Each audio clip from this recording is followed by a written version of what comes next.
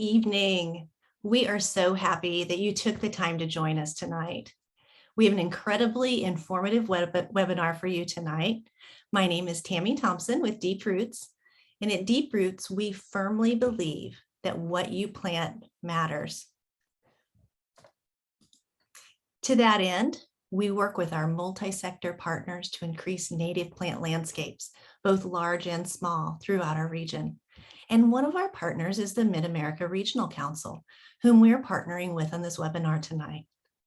Many of us want to incorporate more native plants or all native plants into our landscapes, but may have city ordinances or homeowners rules that prevent it.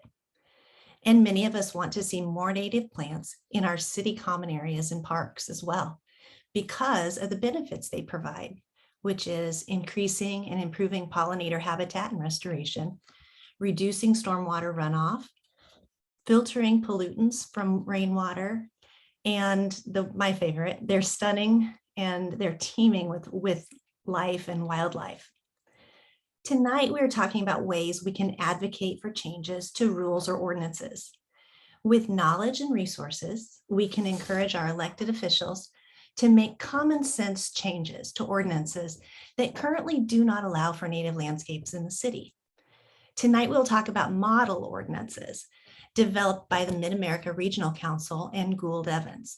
Now, these models are basically roadmaps that cities, elected officials, and even homes associations can use to make rule changes allowing for more native plant landscaping, while still protecting the integrity of neighborhoods.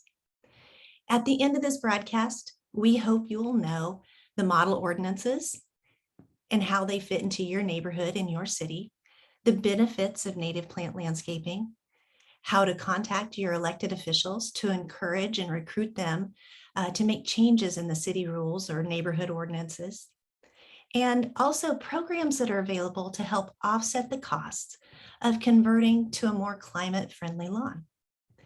Tonight, we'll use the Q&A tool for questions. So as we get questions coming in, pop those into the Q&A tool. I will communicate with you via the chat. So information I'm pushing out to you guys, links and things like that, we're going to put in the chat. So questions in the Q&A, information that we're going to get to you in the chat. And we'll take all our questions at the end. So we'll have both our speakers speak, and then we'll do a panel at the end. With all of that, I am so delighted to introduce to you the Executive Director of Deep Roots, Stacia Stelk. Good evening, and thank you for joining us to learn about how you and your city can build pollinator-friendly neighborhoods. Before we get started, I want to reiterate what Tammy shared. Don't forget to use Zoom's Q&A feature to ask questions and make comments, and we will facilitate a roundtable question and answer panel at the end. Our first presenter this evening is Robert Whitman. Robert serves as a landscape architect and urban planner at Gould Evans. Robert assists municipalities and property owners to create communities that are walkable, sustainable, and beneficial to the local economy and environment. Robert proctored a study with local tree experts to assess landscape qualities of trees for our regions, and is the lead author of Mid-America Regional Council's Model Ordinances for Tree Preservation and Weed Management and Native Plant Encouragement. He is a landscape architect graduate from Kansas State University. Thank you for joining us, Robert, and I will give the virtual stage to you. Great, thank you, Stacia.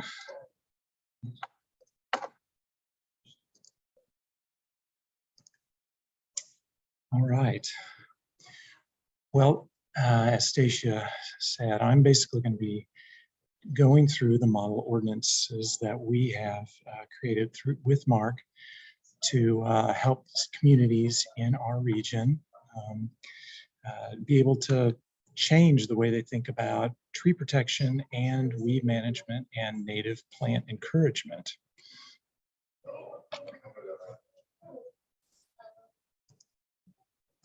So why were these model ordinances created? If any of you are familiar with Mark, they're very active in expanding the green infrastructure framework throughout the community, and they have been for decades now. And this is another one of their initiatives to advance in all the green infrastructure goals for every community in the metropolitan area. This model ordinance it is a template for all local municipalities. So it's something that every community can take as a starting point to develop their own ordinances related to tree preservation or weed and native plant material. And their goal is to continue the local dialogue regarding green infrastructure. So I want to go through just a little bit about why we should care about tree preservation and natives, weeds, and invasives. And I start that thought by thinking about why we design places, or why we build and construct and plan all the places we live and recreate and work and everything. And it should be viewed through the lens of building places that create community identity and are socially engaging and enduring. They are creating places that allow for a healthy choice to be a reasonable choice, and making places that are ecologically sound and environmentally responsible, and creating places that capture value and are financially resilient. So if we're doing those things, in every rule we make, we're creating a better community. It's important that our communities are resilient and beautiful and lovable, great places to be in. Now, if we think about efforts toward these green initiatives, some of the things that go into that is being more climate adaptive and resilient. There's a lot to that, thinking about how urban flooding, droughts, and heat waves can cause problems in our communities, and how we can actually change things so that it's more beneficial to us, and the rules that we create make it better and better. The climate mitigation and avoidance is critical as well. And then there's tons of ecosystem benefits. And if we think about ecosystem functions and how vegetation, water, soil, atmosphere, and everything that goes into it, all is a system that we can improve through our communities. How can we improve that with the rules we make? And then this idea of critical regionalism. And really that's about a sense of place. As you look at this inset photo, you can tell that's clearly not the Kansas City metropolitan area. There is a sense about our architecture and our building materials and our vegetation that speaks to this place, and natives are key to speaking to this place we're in. And there's health benefits to this. So not only by improved environmental benefits, cleaner air, less pollutants, more shade, all of those, there's also this idea of is the healthy choice a reasonable choice? So if I need to go to the grocery store, can I walk there? And is that a reasonable choice because we have a lot of shade in the area that makes it a comfortable place to be, and it makes it something worth doing and is reasonable. You can tell just by this streetscape that only the dog doesn't sense the challenge of the moving traffic speeding by, that humans know that that's an unsafe condition, and walking very far in a condition like this is not a reasonable choice. I'm going to lean a little bit here on street trees and thinking about how those are an important component to our great communities. There's transportation benefits associated with it. There's studies that have shown there's fewer traffic collisions, mainly because of if we have consistent elements along the edge of the road, it makes the road feel narrower. We drive slower, more cautiously, and they're safer and slower. There's economic benefits to street trees. If just by the increased value and lovability of a place, it makes it more likely that vacant land will be reactivated and reused. There's recreation value to it. There's workforce of the arbor culture associated with maintenance of trees, and retail areas that have a good tree cover also have shown to have increased sales and tax values. And I wanted to talk a little bit about, this is locally. There's a tool called iTree that can measure what a tree's economic benefits are. And you can see that locally, a 30-inch caliber oak tree can provides $371 every year to the community in just a simple value of pollution and property values and electricity savings. And imagine if we had a neighborhood of 1,500 homes that had 2 street trees per home. That's over $1 million just in that neighborhood with benefits according to iTree. There's also been studies shown that there's increased value in urban trees. This study conducted by the Pacific Northwest Forest Service area suggests that a street tree can add $8,800 to the value of the adjacent home and over $12,000 in value to all the homes on that block. So that one tree is adding a lot of value to that neighborhood. And I was curious about how that might relate to where we live in Kansas City. And this is actually Overland Park. They have a great resource online that shows every little dot you see on here, different colors, those are street trees. And some neighborhoods you can see have a lot of street trees, some don't have very many. And I wanted to understand if those neighborhoods with street trees had greater value to them, they're more loved and valued, and they sell faster and all that. Well, so what I did was I took 3 sets of neighborhoods, 3 neighborhoods in 3 different areas. So the first one, you can see that Empire Estates is listed here. It has a lot of street trees. You see all the colorful dots on the roads there. That neighborhood is worth about $30,000 more, or around 10% increase over 2 adjacent neighborhoods that have like houses, similar age, similar square footage, but they're worth less if they don't have the street trees. They still have yard trees, but they don't have street trees. And so that neighborhood showed, yes, there is an increase in having street trees and how important that is in a neighborhood. The second area shows 2 neighborhoods that have a lot of street trees and a third that doesn't. And there is an increase again of about $20,000, or around 15 or 10% increase in value of those neighborhoods with street trees over those that don't. And then the third area, same kind of statistic, one neighborhood with a lot of street trees, and it's $5,000 more valuable, but between 15 and 12% of an increase. Those houses in the street tree neighborhood are actually smaller, yet they are worth more money than the houses in the neighborhoods without street trees. So a little bit of proof there that yes, street trees are not just environmentally beneficial, but they all are economically beneficial. And a little shout out to Overland Park for this year creating a Canopy Streets Award that will soon have these signs installed. But they are recognizing that yes, street trees have value. We need to not only acknowledge it, but we need to promote it and let everyone scream from the rafters how great this is.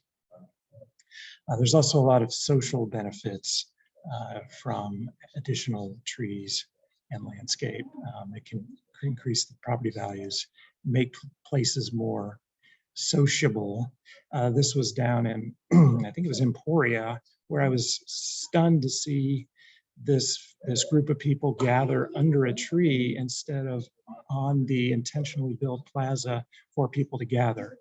And it wasn't that hot of a day. It's like 75 degrees, a really beautiful day, yet they still gathered under the tree. So if we can imagine our cities full of trees, mature trees, that's a place we want to be in. Places like this, maybe not so much. And if we think about our communities as a billboard that talks about our values, what is the value of this community compared to this community? So each community can say a little bit about what they value and who they are just by going through their public space.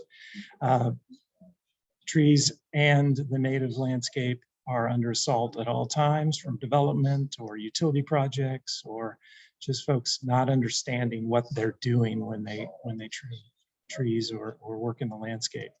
And so the importance of this model ordinance, I mean, if you don't know what an ordinance is, it's basically a law that's passed by your local government structure. And there are ordinances on smoking, on how restaurants are operated, how daycares are operated, you name it, there's laws on it. And that's also the case for landscape vegetation. And so this model ordinance is simply an example ordinance that a local community can take and use either straight out of the gate or use it as a template to start to edit what they believe their values are. And again, thinking about a community and how the ordinance is created, it really starts out as an idea. So it could be an idea coming from you wanting to see an initiative created.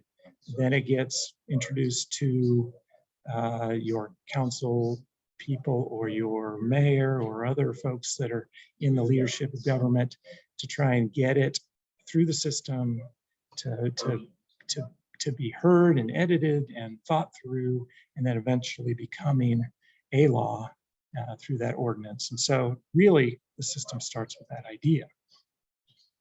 So again, there are two model ordinances we have here. One is tree preservation. So what I wanted to really just mention is that, yeah, trees are doing a lot of things and a lot of important things to our community. But what I want to focus on is that in tree preservation, all trees produce these great benefits, but older trees and larger trees produce them at far higher levels. So it's important that communities enact a tree preservation ordinance to preserve that resource now, not plan on replanting something later. If we think about an intent of a preservation ordinance, it's really to preserve and advance the aesthetic, economic, and environmental benefits of a high quality urban forest by protecting mature trees and mitigating any unnecessary removal of trees. We see it all the time. There's a lot of communities that are concerned about it.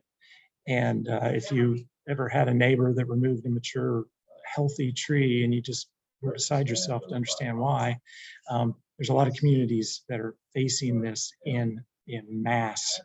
And so having a ordinance that protects these trees can be a valuable thing.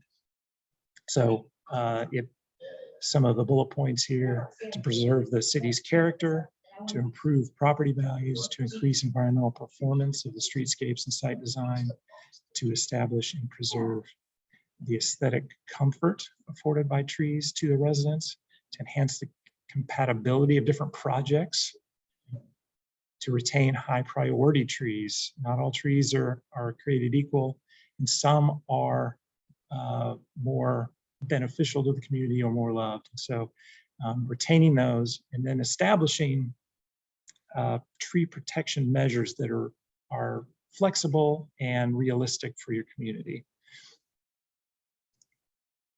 So there's three key questions when you're thinking about tree preservation. What areas do we want to protect?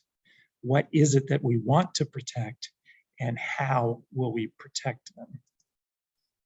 Again, trees are constantly under attack. It could be vehicles hitting them or poor construction techniques or just removal that's unnecessary. And so we have broken out, in a nutshell, the model ordinance into ways of thinking about what trees maybe want to be protected in different ways. I'll start with the public trees or those right-of-way trees. There may be this desire to protect those street trees, public trees, differently than private trees. A lot of times, actually, it is our city, our municipal government that is actually removing trees more aggressively than private owners. And so even setting laws that help establish new rules for the municipality itself to treat trees differently and think of them differently. Then there's frontage trees. Those are still very relative to the greater public good. They're more present than other areas of the lot. Then there's perimeter trees. This affects neighbors adjacent to the lot more than it does the greater public from a day-to-day standpoint. And then there's trees that are in the buildable area of that lot that maybe could be thought of a little differently in order to not restrict redevelopment or additions to homes or buildings. So there's different ways to think about different trees and how they are valued. Also, different communities may choose to preserve different size trees or different species trees differently. So a very large tree, it may be more important to preserve or have different restrictions, more restrictive restrictions on that preservation than a medium or small size tree. And then how is it protected? Sometimes some trees just cannot be removed no matter what. Others, maybe it's removed with some mitigation or removed with some payment or replanting of other trees. So there's different ways of thinking about it. And the model ordinance speaks to all those things. This is Ward Parkway. Many of you would know Ward Parkway. Imagine Ward Parkway without trees if we didn't preserve those trees. So I wanted to move on to the other model ordinance, which is noxious weeds, invasive species, and native plants. Many communities have what I'll call just a weeds ordinance, and it does not speak necessarily to invasives or native plants. And one thing we're trying to do with this model ordinance is to speak to all three noxious, invasive weeds and species, and also native plants, all in one ordinance. Notice here that milkweed is called out in this particular ordinance.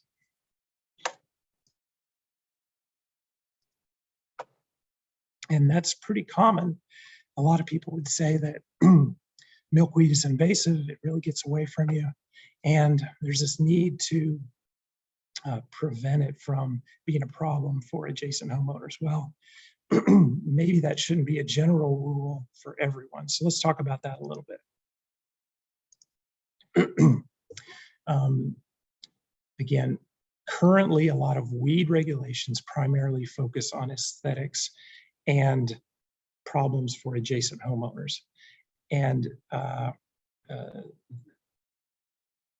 the reality is maybe they need to be more about prohibiting harmful plants and promoting the retention and the use of native plants here. Again, this is an issue. If you look at the bottom left photo, that's one that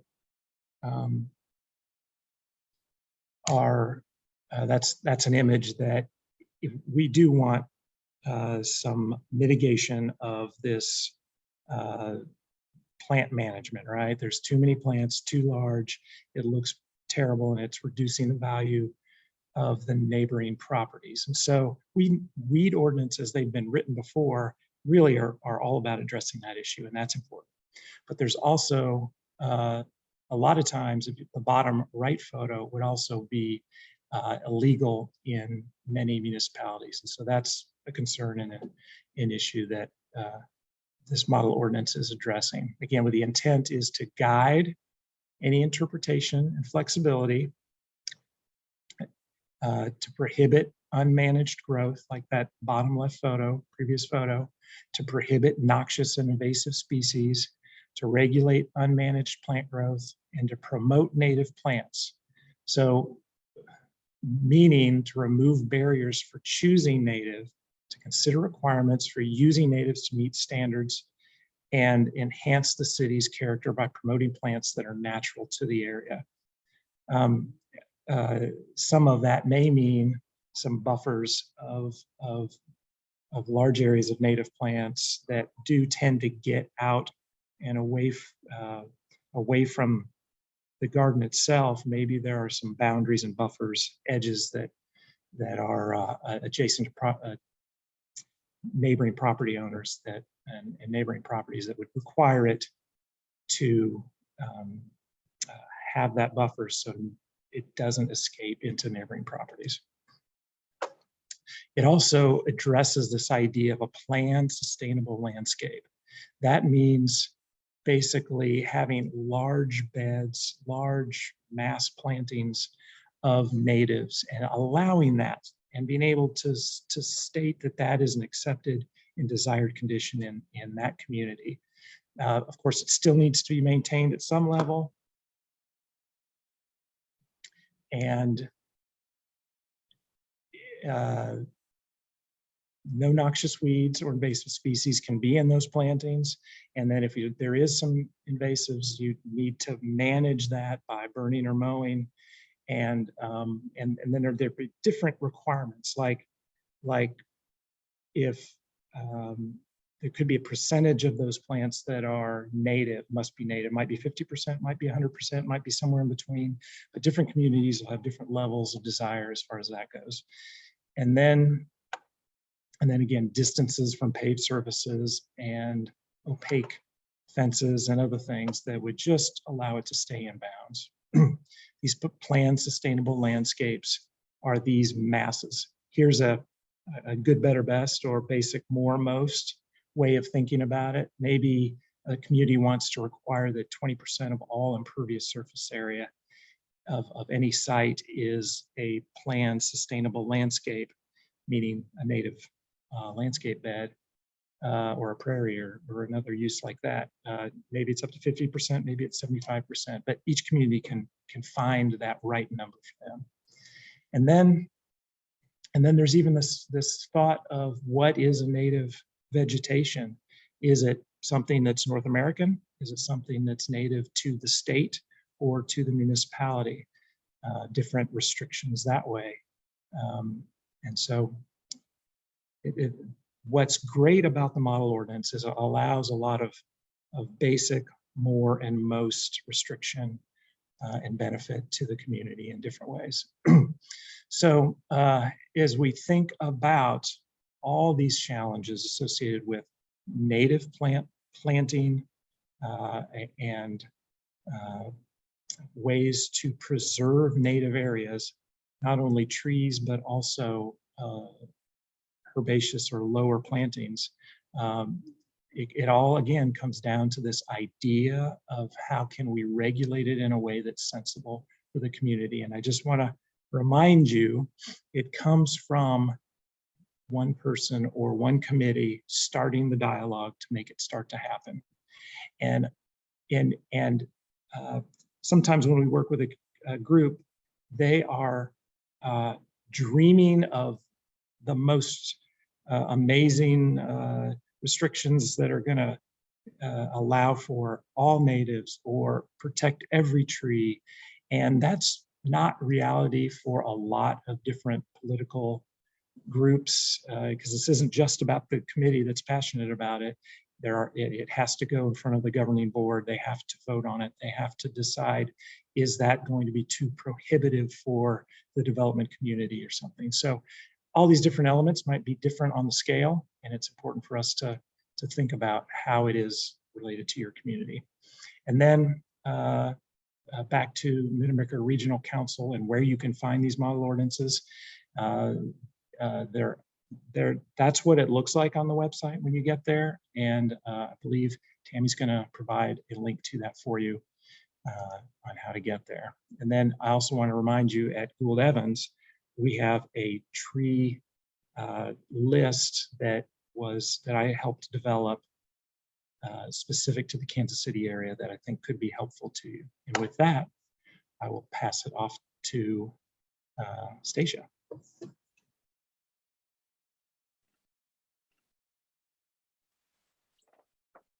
Thank you, Robert. That was terrific and very informative. And we look forward to asking you dozens of questions as we approach our panel later.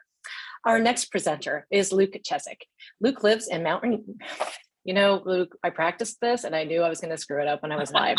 Mount Rainier, Maryland, with his wife, Meg, and two sons, Austin and Finn. In May, Luke was reelected to his second term on City Council, having run on a strategic vision for investing in the city's diversity, creating a vibrant downtown core, and building a sustainable city. Last year, he drafted and passed legislation creating a native plant network. This is an effort to educate residents on the importance of planting native plants and incentivizing doing it. This effort piqued the interest of the Sierra Club's Maryland chapter, where he now leads an effort there to create a native plant and wildlife corridor across the state. His day job is in labor relations, where he leads the IRS in negotiations with the union that represents nearly 60,000 of the agency's employees. So thank you, Luke, for joining us from Maryland this evening. Thank you, Stacia. I appreciate that introduction. Let me go ahead and share my screen with everybody here. So just give me a second. And let me minimize the camera here on the side so I can see what I'm looking at here. As Stacia said, my name is Luke Chesick, City Council, Mount Rainier, Maryland. Robert talked about how we can start with an idea and then turn that idea into law. Our community here in Mount Rainier, we are living proof of that possibility. We took an idea that we're going to educate residents on the importance of planting native. We're going to incentivize residents to turn their yards into more of the native landscape they once were, and we're going to put that into law. And that's what we were able to do here in Mount Rainier. It's this kind of hyper-local community effort, but we do have some of those big picture dreams that I'm going to get into. So I'm going to start here and just start with the problem that I think most folks on this Zoom call are familiar with. And that is that we've just lost a lot of our forest coverage here. And so I start with this quote here, which calls out that only about 70% of our forests are within just 1 kilometer of a forest edge. And that's a big problem because, our preserves, our national parks, our state parks, while they're wonderful and wonderful conservation efforts, they're little islands of preserves. And when you get close to the edge of that island, the biodiversity starts to decline. And so what we're realizing is we need to start developing corridors, pathways to connect these islands of preserves to one another. And because of development that's happened over the last couple of hundreds of years, those corridors are going to have to come through some of our urban and suburban landscapes if we are to sort of ward off the worst of biodiversity loss that we're seeing here today. And it's a big problem. And so the question becomes, what can I do about it? And again, sort of as Robert hinted at, when I started thinking about this problem, I started thinking in terms of big ideas. And so I had this idea where if you look at this map here, you can see these islands of preserves. You can see along the Appalachian Mountains here, we've got some national parks and state parks, got a bunch of national parks here out west. And I thought to myself, well, gee whiz, what if we had a giant service project? We could put a bunch of 18 to 26-year-olds to work. We could replant native landscapes along some of our riverways that connect some of these natural preserves. But there's a problem with that. It's fixing this problem nationwide is really not within my circle of control. I'm not a congressman. I'm not the president of the United States. And so thinking about these problems and thinking about solutions that are, universal, nationwide, global, they're not necessarily the most productive use of my time. And as I was thinking about this, I read an article from Mr. Money Mustache, who many of you probably don't know who that is. He's a blogger, and he's sort of environmentalist, cloaked as a financial guru. And he had this conversation in one of his blog posts about the 7 habits of highly effective people. And I want to call it out here because it's important in this conversation about what we can do to solve these problems. Because when we think about these problems at a nationwide level or a global level, the problem of biodiversity loss, it can get depressing. You think about what kind of planet we're leaving to our children. And I've got two young ones, as Stacia mentioned. And that's not necessarily, again, the best use of my time. And so what this quote says here is you're going to actually have a much better life if you focus your mental and physical energy only on the things that you can personally influence. Everything else is a distraction that pulls you away from running your life properly. And then he says, which is really interesting, and I'll come back to it later, quite counterintuitively, this smaller focus does not shrink your influence and your ability to do good. It causes these things to increase. And so maybe I started rethinking this problem and rethinking the potential nationwide solution I have no power to put into law. And I started focusing on, well, can we do something right here in this community in Mount Rainier, Maryland, to maybe just connect one community to one another through native plant corridors? And I started to think up an idea. And that idea initially I came up with was called a native plant way. That was the initial name I had for it. And this is the city of Mount Rainier, most of the city of Mount Rainier. On this lower left-hand corner here is our border with Washington, D.C. So we border Washington, D.C. here on the left. That's Eastern Avenue. And we're this little old streetcar town. And I thought, well, we could connect these little parks that we have. You can see these big green squares here. And we can try to really target homes on these paths connected to these parks and encourage them to plant native and encourage and incentivize them to do so. And we'll create these native plant corridors or native plant ways through the city of Mount Rainier. And, you know, as Robert referenced, it was just an idea at first. And I started to talk to people about that idea. And what ended up happening is at this time, there was community interest. You know, Doug Ptolemy has put out this book on native planting. It's gotten some press. And there were many people in the community who were doing native planting in their yards. And they wanted to learn more about it. And so there was this event, this sort of just about native planting in general, how to landscape, where to get started, where to purchase plants from. And that event, that community interest in native planting itself, created an in for me to do what I'm doing here, have a little presentation, take 10 minutes and share this idea with folks to see if there was any interest in creating at the time what I called a native plant way. And we had about 50 people attend the event, some from Washington, D.C., some from Mount Rainier, some from neighboring towns in Maryland. And it really struck a chord with folks. I think people were encouraged by the idea that we could do something here locally because the broader problem of climate change and biodiversity can be so hard to think about in a global sense. And so there was a lot of interest there. And what actually happened is at that event, one of the attendees came to me and they said, you know, you should really call it a native plant network because it's not necessarily going to be a way. You may get some people here and some people there to join the native plant network, and then you can sort of target the missing links. And so that became the birth of legislation that I drafted called the Mount Rainier Native Plant Network. And I just drafted up some legislation.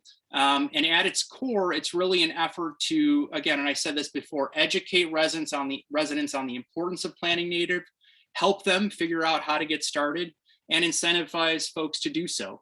And the end goal here is to do similar to that native plant way, start to create these corridors across the city or these networks across the city where you've got native planting, where you've got native landscape. And in the hopes that some of our neighboring towns will jump on board. And maybe we can start connecting to some of those nature preserves that are out there. And so I want to talk briefly about what that meant, legislating to create a native plant network, because you do have to go through this process. And I just want to give folks a little bit of hope here. In our town, there was very little pushback, surprisingly little pushback, and there were a couple of reasons for that. One, that event, that interest in native planting, there was a really good organizing event because we were able to bring people who would come to these public meetings and speak in support of the legislation. And at your city council meetings, not a lot of people show up to give public comment. And so when people do, and you get multiple people showing up, it really pushes your elected officials to maybe go and vote a certain way. So that organizing piece is very important. Also, a program like this is very cheap. It's only costing us a couple of $1,000 annually, which is nothing.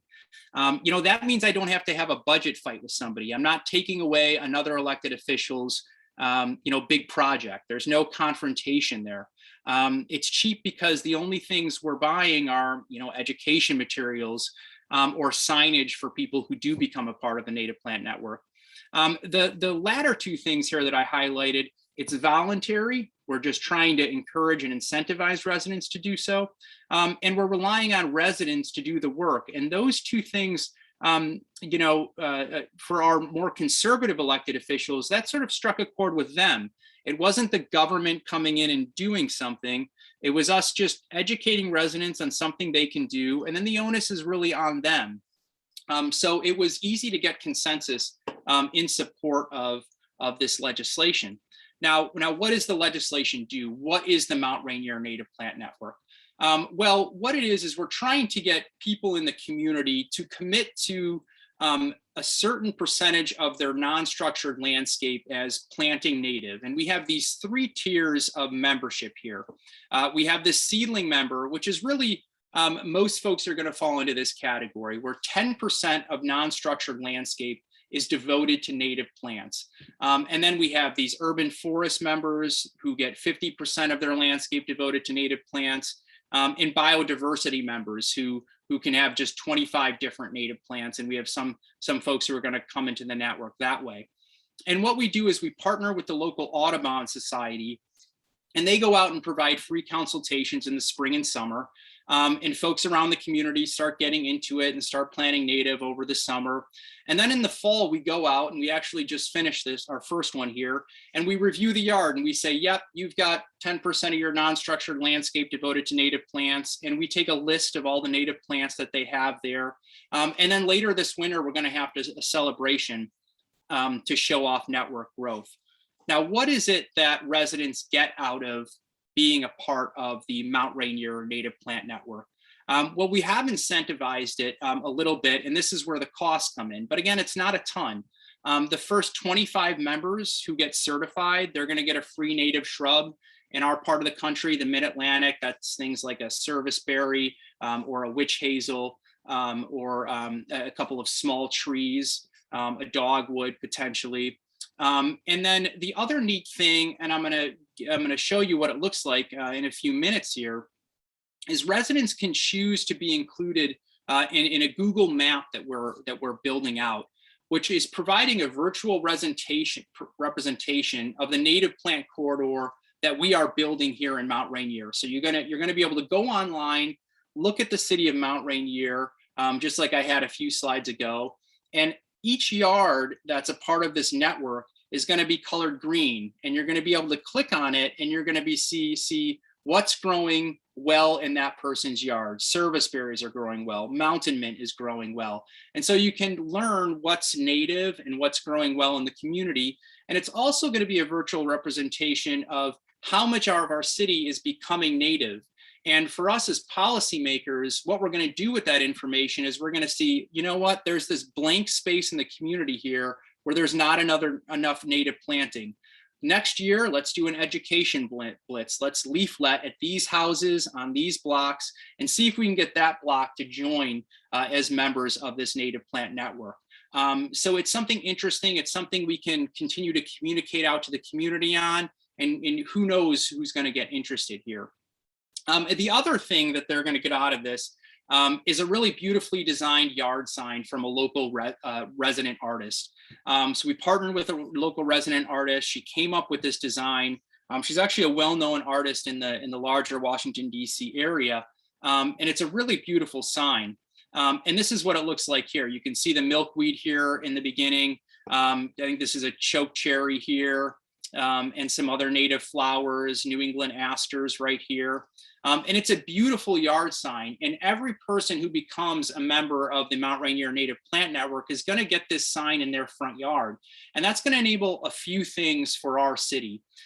For a lot of folks who maybe don't know anything about native plants, or who are difficult to engage in our normal communication efforts as a city, they're going to be walking around the neighborhood and they're going to see this. And down here, where you can't really read quite well, there's going to be a website that they can go to, and they can read all about the Mount Rainier Native Plant Network. They can read about the importance of planting native. They can sign up to get a consultation from the Audubon Society. And this is, again, the hope here is to just grow this network as much as possible. And it's voluntary, but we're really focusing on just incentivizing and educating residents on that importance of planting native. So, and this brings it back to, one of those first slides and just talking about our circle of control. We have very limited control over what Congress does, right? But we can very much control what happens on our block, in our communities, so that block by block, town by town, we can really build a movement. And that's what's happening in Mount Rainier, Maryland. So I want to give folks some hope that this can really be done elsewhere. Because what's happening is this is a larger effort. It's by the Sierra Club's Maryland chapter to take this idea that we started here in little old Mount Rainier, Maryland, and try to get other communities to adopt the legislation, try to find other ways to promote native planting across the state of Maryland, to create a native plant and wildlife corridor across the entire state, from the Chesapeake Bay all the way to the Appalachian Trail and the Appalachian Mountains. And what you'll see here on this slide is, I'm not going to spend a whole lot of time here, but on this right-hand side here is a part of that Google map that I had referenced earlier. And I'm going to share my screen to show you what the map looks like in real time. And you're going to notice these green lines. And these are our identified existing preserves. And these blue lines are places where our work with the Sierra Club has identified as these missing links between these preserves, where we need to focus our efforts on encouraging these suburban and very urban landscapes to plant native. And that's what we're doing. So going back to that quote about that big unrealistic dream I had at the beginning about creating this corridor across the nation, well, quite counterintuitively, me forgetting about that big picture idea and focusing smaller, it didn't actually shrink my influence or my ability to do good. It caused those things to increase. And that's giving folks in our community a lot of hope that we can address this problem just yard by yard, community by community. And so quite, again, counterintuitively, you're going to actually have a really big influence over this stuff the more we can get folks on board. And I'm going to do a new share here to, oh, well, I'm already here. I'm going to escape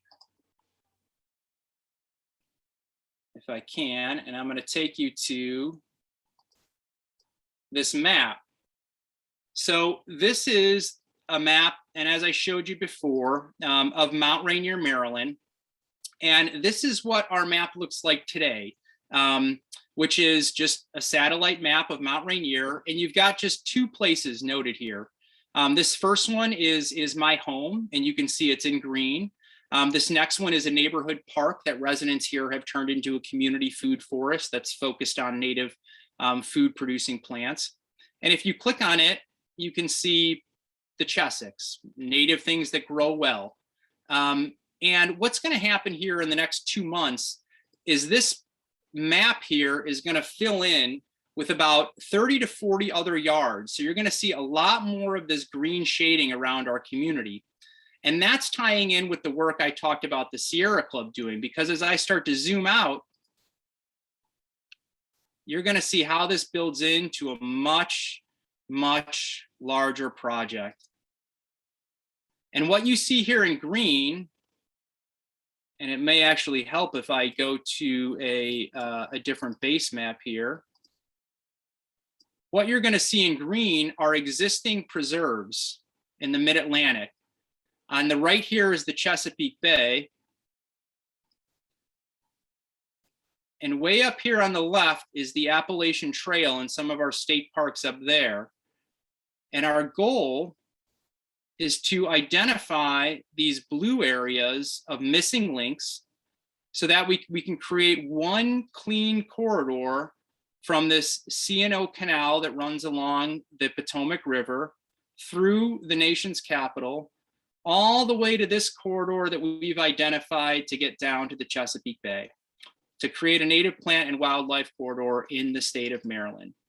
But it all started, as Robert said, just with a little idea right here in our little town of Mount Rainier that's less than a square mile. So hopefully that gives you some hope. And I'm going to stop sharing. And that's all. Back to you, Stacia.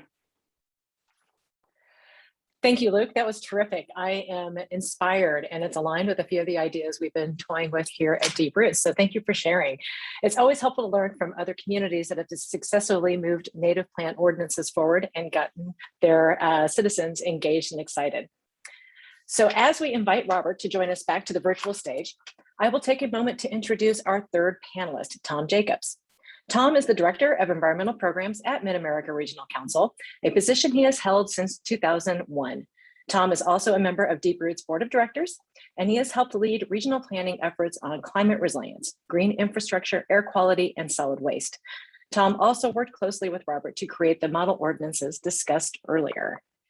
So actually, and Tom, I'm going to start off with a question to you, assuming my screen's a little messed up. Assuming you're here and you are unmuted. I am here. So excellent. Okay, great. So as a community, as conservationists, do we need to rethink turf grass? Is it truly a pervious surface? Yeah, it's such a terrific question. Thanks, Stacia. One of our mutual friends like to call our turf grass lawns drug-dependent rugs. So these are monocultural places. There's no biodiversity.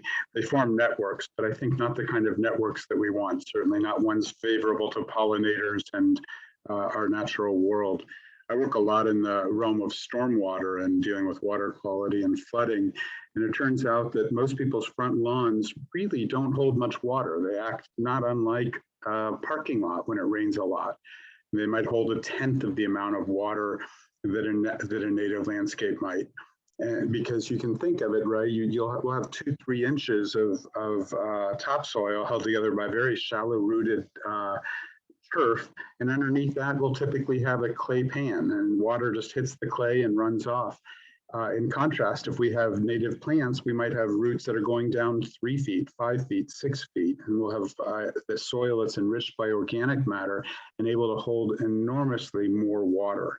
And so we're cleaning our water, we're reducing flood risks, we're creating pollinator habitat, and we're creating beautiful places. So we might really do well to rethink the value of a monocultural turf. You're muted, Stacia. Thank you. Love that. Thank you, Tom. So Robert, this question is directed to you. What mixture of trees do you usually recommend? There are many pests and diseases that are devastating various species. How do you plan for succession in an area with many large older trees and only 1 or 2 species? Yeah, great question. I find that, again, diversity is key with any site design project. So I'll end up working on really large site design projects, and there's so many trees on them that I'll end up having diversity within species too. And finding, it's much like if you ask someone what tree to plant, or what tree do you want in your front yard, and 9 times out of 10 they're going to say red maple because they love the fall color or something like that. And then that's why half the trees sold in the metropolitan area are red maples or variants thereof, and it becomes a problem. And so understanding diversity in the genetics, we have some oaks, we get some maples, some elms, and lots of other different genera and species, but also trees that grow at different heights and different rates. I know a lot of times I'll get the question, I need some quick shade in this location. Well, let's find a way to get you some quick shade, but also let's nearby plant a tree that maybe is going to be slow shade down the road. So it's really about diversity in not just species, but size and speed and everything else. Thank you.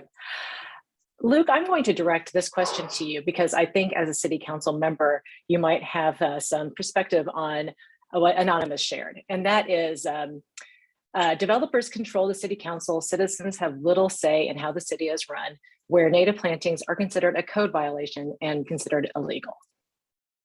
Yeah, that's a good question. And this is going to be very dependent on your local politics. But, I can just say as an elected city official,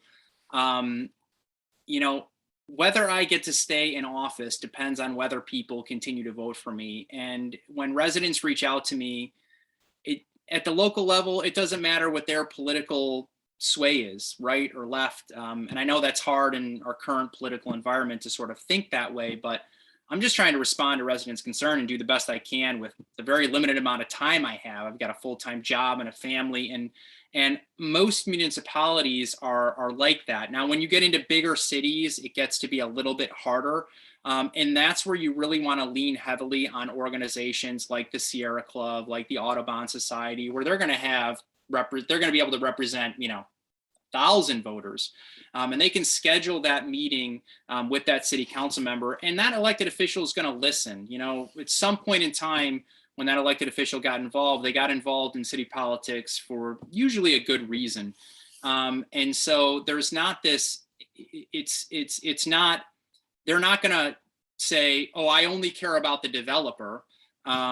Because that developer doesn't have a lot of votes. Now, that developer may give them money, or that developer may be able to develop an area in the town that is blighted and needs development, or that developer may be able to bring economic prosperity, which brings tax revenue, and that tax revenue can get used for schools or other environmental causes. So it's not an either or. It's just trying to have the conversation with your elected official.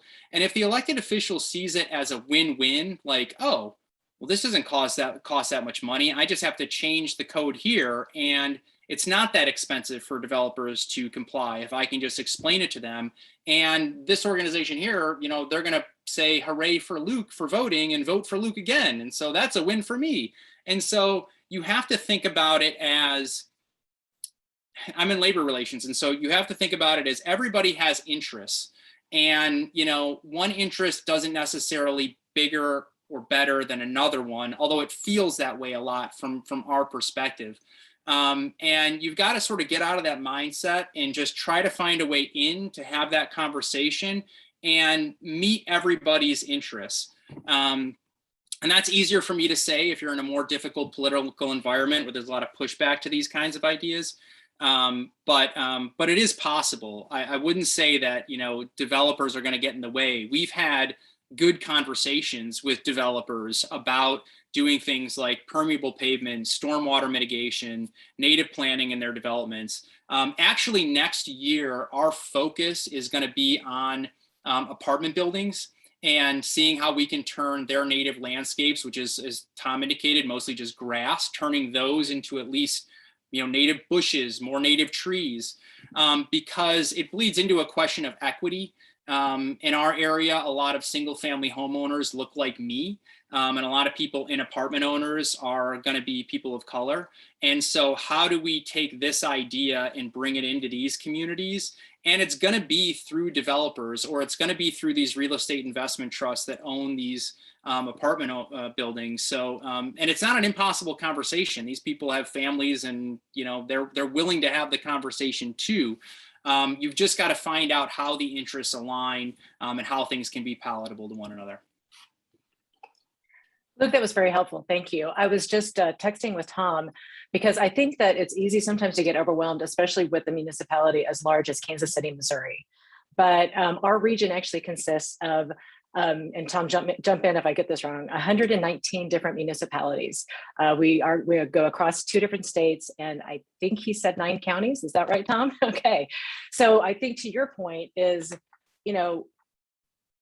we can have, some of these are more local than others, if that makes sense, more intimate, right? Yep. So I think we have the opportunity to have an influence with our local representatives, and perhaps what we need is just the first domino to fall. Yeah, and that's actually our plan. Like, our plan is, we've got this municipalities. Like, I border Washington D.C., which is a big city, our goal is to get these municipalities involved, get an article in the Washington Post, and then I guarantee you, I will get phone calls from the city council member in the ward that I border about taking the idea on. So, Stacia, you're exactly right. Just get that domino to fall. And then you can sort of start local in the small ones. And as soon as the big ones catch on and they see, oh my God, there's a Zoom event, a lot of people are talking about it, and there's stuff on Facebook, and then people get interested in it. That's terrific. Well, we are bumping up at 7:30 this evening, and we have more questions than we can answer. So a couple of quick things I want to say for those questions that did not get answered. Please email us at hello@deeproots.org.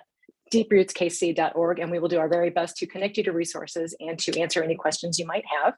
And I want to say thank you to our presenters and panelists this evening, and thank you to everyone who was able to take the time this evening and join us. There will be a recording available along with all the resources that Tammy is sharing in chat, and it will be up on our website within a day or two. And at the end of this webinar, I hope those of you who are watching will take a moment to participate in a short survey. It will help us better serve you with both live and virtual events in the future. And again, please check out deeproots.org as a resource. And thank you again to the panelists. Terrific information this evening, inspiring. And I'm so excited to see what dominoes will start to fall in our region to make native plants and a habitat, an even stronger component of who we are as a region. Thank you all and have a great evening. Thank you.